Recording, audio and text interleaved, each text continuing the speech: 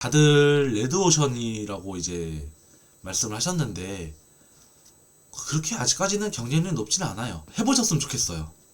부업이라도 부업이라도 좀 하시면서 수익을 좀 창출하시는 게 좋지 않나.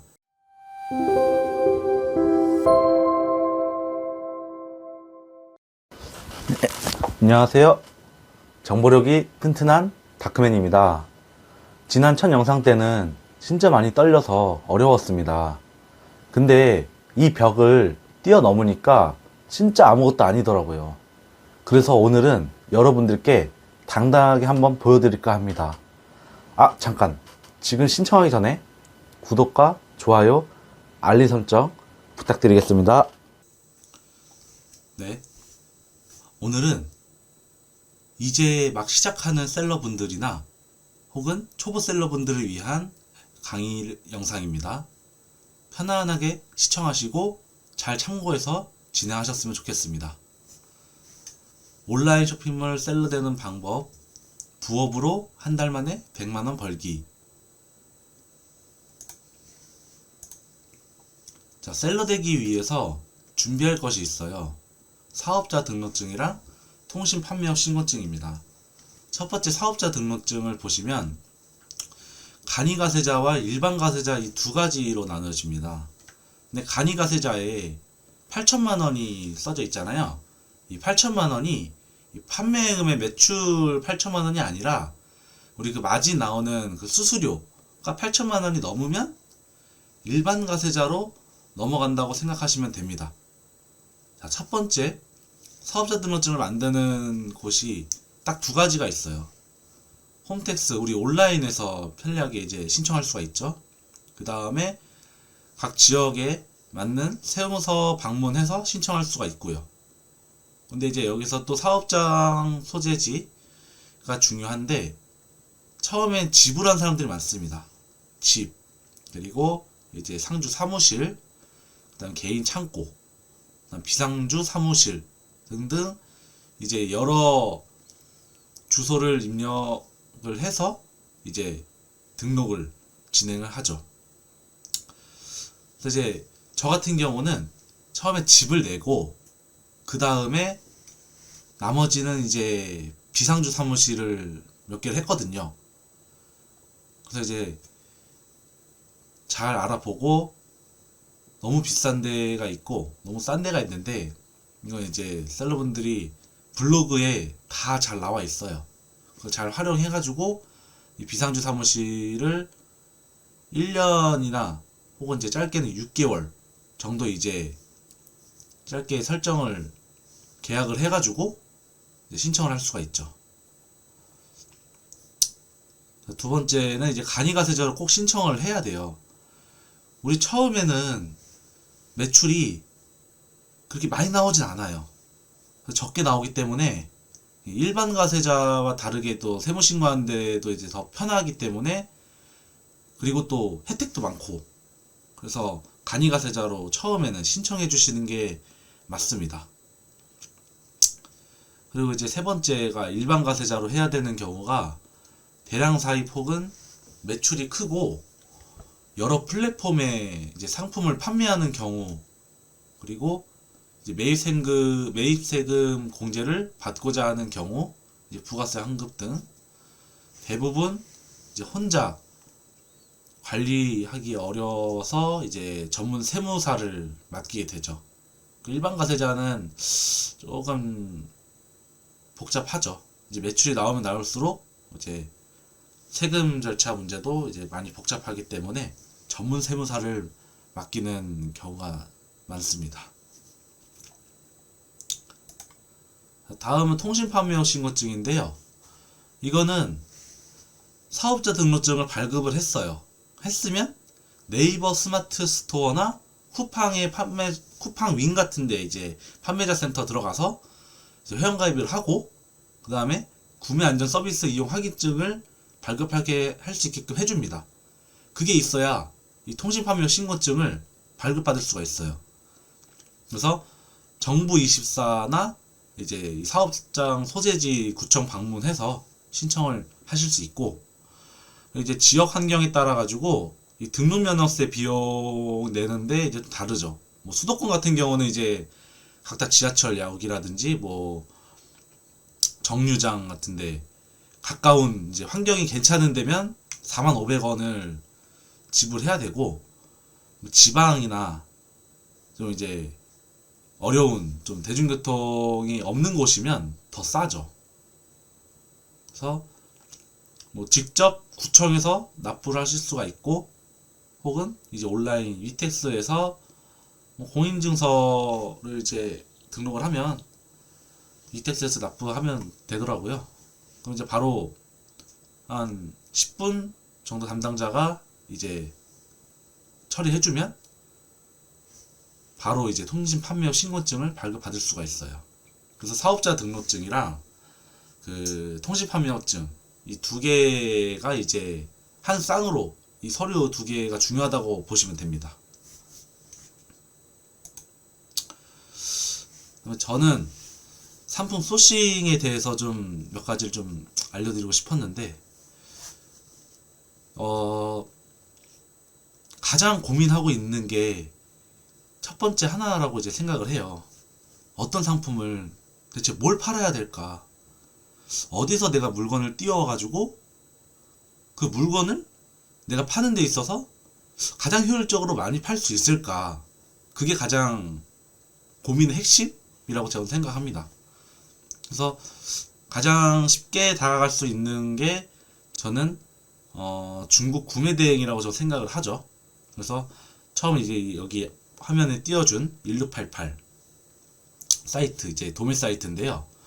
세계 도매 사이트가 이제 몇 개가 더 있어요. 이렇게 알리익스프레스, 뭐 1688, 알리바바, 뭐 타오바오, 티몰, 이렇게 4개가 있죠. 하나, 둘, 셋, 넷, 5개. 자, 이 5개가 있는데, 여기서도 이 1688이 가장 제가 많이 이용하는 곳입니다. 이 장점 보자면은 자체 브랜드도 OEM이 가능하다. 내가 이제 1688 상품은 노브랜드예요. 노브랜드이기 때문에 이 상품을 내가 잘 띄워와서 계속 잘 팔고 있어. 그러면 이 상품을 내가 이 브랜딩을 해가지고 팔아야겠다 하면 이제 이 1688에서 이제 가능하다는 거죠. 그래서 자체 브랜드도 OEM이 가능하고, 그리고 소량 주문도 가능해요. 맨 처음에 1688은 도매 사이트였어요. 진짜 한 20개? 혹은 막 50개, 100개 그 이하면은 안 받아준 곳이었는데, 요즘은 이제 소매까지 되다 보니까 도소매로 돼서 한 개도 주문할 수가 있어요. 한 개, 뭐 2개 이상 뭐 이렇게 가능하기 때문에 소량 주문도 가능합니다. 그리고 없는 상품들이 없는 것 같아요. 다 있어요. 보니까 검색을 치면 다 있고, 그리고 가격 경쟁률이 높죠. 근데 단점이 좀 국내 사업자는 좀 대금 결제가 좀 까다로워요. 그래서 이제 직접 뭐 중국을 가서 뭐 중국 통장을 뭐 따로 만들고 온다든지 뭐 그런 분들도 계시는데, 따로 이제 대행 업체로 맡기시는 뭐 방향도 있으니까 그건 나중에 차후에 알려드릴게요. 그다음에 의사소통이 어렵습니다. 이게 영어도 안 되고 한국어도 안 되고 오로지 중국어로 소통을 해야 되기 때문에, 그렇다고 이제 번역을 해서 소통을 하는 경우도 있는데 그 번역이 제대로 안 될 때가 있어요. 그래서 좀 중국어도 좀 공부를 좀 해놓는 게 가장 편하죠. 그래야 이제 중국 판매자와 소통하는데도 같이 이제 좀 편하게 거래할 수 있으니까. 그래서 의사소통이 좀 어렵습니다. 그리고 배송이 좀 늦습니다. 한번 주문이 들어오면 고객님한테 가는데 10살 정도 걸려요. 이제 중국에서 따로 이제 발주가 나오면 이제 구매를 하고, 그 다음에 이제 배대지, 지파지까지 도착한 다음에 한국에 넘어와서 통관 진행을 하고 이 통관이 다 검수가 끝났으면 국내 택배로 인계를 해서 국내 택배로 해서 고객한테 가죠. 이게 아마 주로 14일 정도 책정이 됩니다. 그래서 좀 배송이 좀 늦는 점 이제 감안을 해야 됩니다.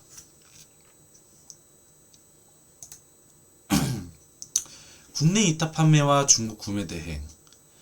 처음에 이탁 판매를 보자면 이제 장점은 이미 국내 회사 업체에 이제 해당한 상품 등록된 게 이제 상품이 있어요.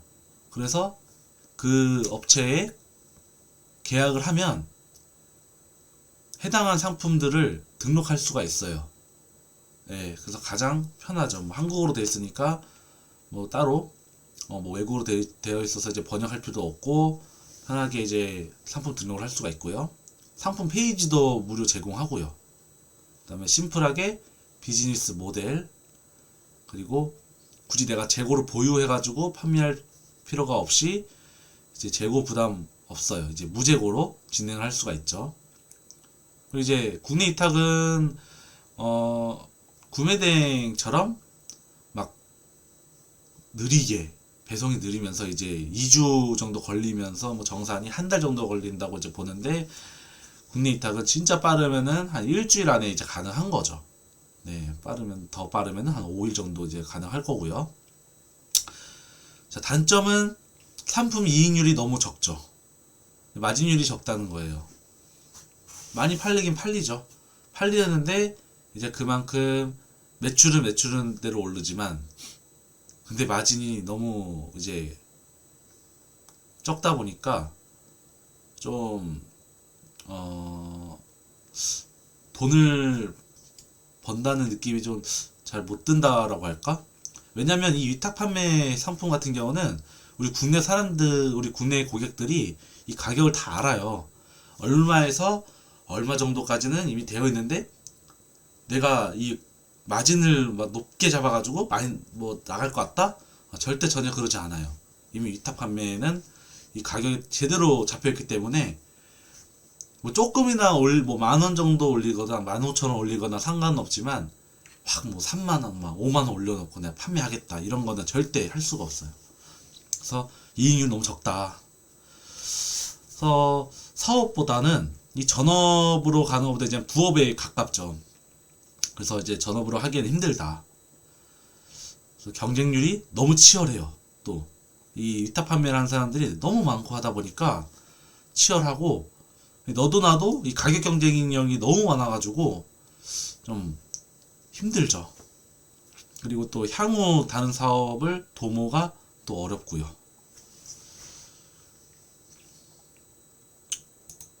다음은 중국 구매 대행입니다. 장점이 이제 상품들을 다양하게 소싱할 수가 있어요. 아까 말씀드렸잖아요. 없는 상품들이 없다고. 진짜 다 있어요. 거기에 없는 상품들이 진짜 손에 꼽힐 정도인데 웬만한 거 고객님들이 진짜 모르는 거 없이 그냥 다 있고,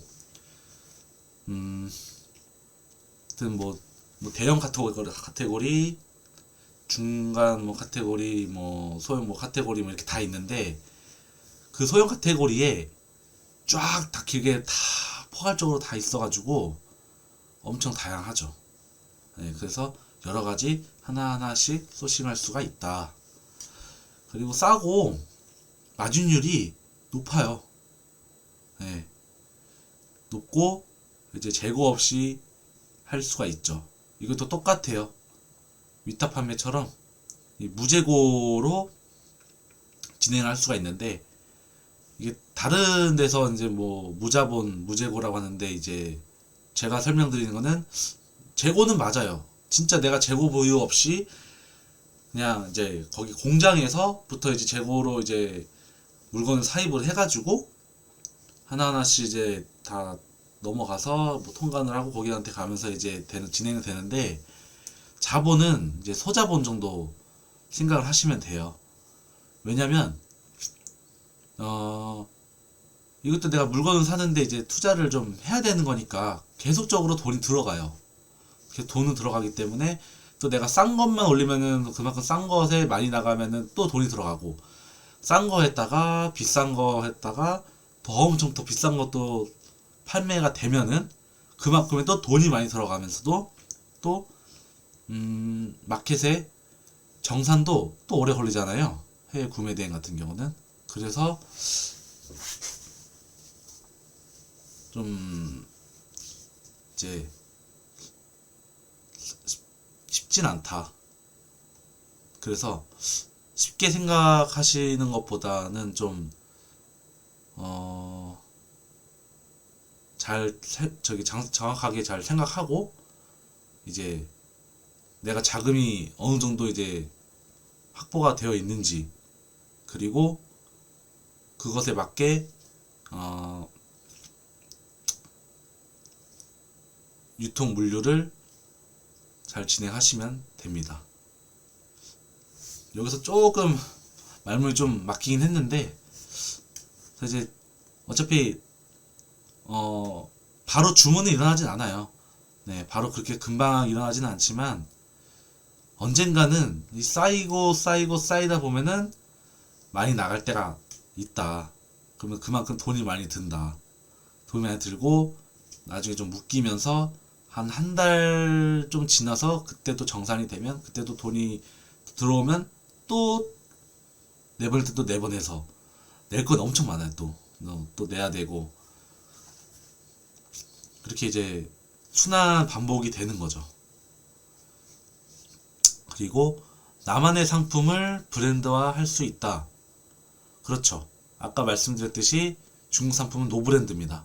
이 노브랜드이기 때문에 내가 이 상품을 여러 품목들을 많이 팔아가지고 한 카테고리 그 상품이 너무 잘 나가.